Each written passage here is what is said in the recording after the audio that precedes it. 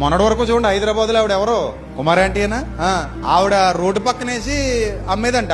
ఏది chicken mutton ఏ ఉండే అనుకుంటా అన్ని రకాల కూరలు. పెద్ద లైను.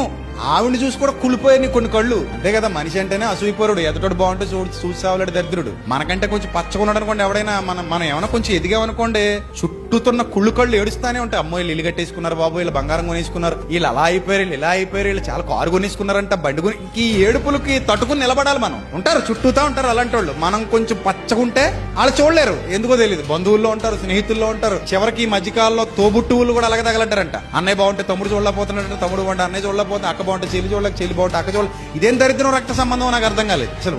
అందరూ ఓకే, ఒక బ్లడ్ రిలేషన్ అయినప్పుడు వాళ్ళు బాగుంటే నీకే కదా సంతోషం. నిజంగా వాళ్ళు బాగుండాలనే కోరుకోవాలి. ఎందుకంటే రేపు పొద్దున ఏదైనా పనికి పని వస్తే ఏమో కొంచెం మంచోడైతే నీకేమైనా రూపాయి సాయం చేస్తాడేమో ఎవరో తెలుసు. అది మంచి కోరుకోవాలి. అరే మా అన్నయ్య కదా బాగున్నాడు పోన్లే, మా అక్కే కదా పోన్లే, మా చెల్లే కదా, మా బావే కదా, మా వదినే కదా, మా పిన్నే కదా, మా బాబాయే కదా అనుకుంటే ఎంత బాగుంటది. అలాగ అనుకోరు జనాలు. కుళ్ళు, కుషిద్ధం, ఏడుపు, దరిద్రం ఎన్ని లోపలేసి తిరుగుతారు మనుషులు. సో దాని వల్ల నష్టపోతారు.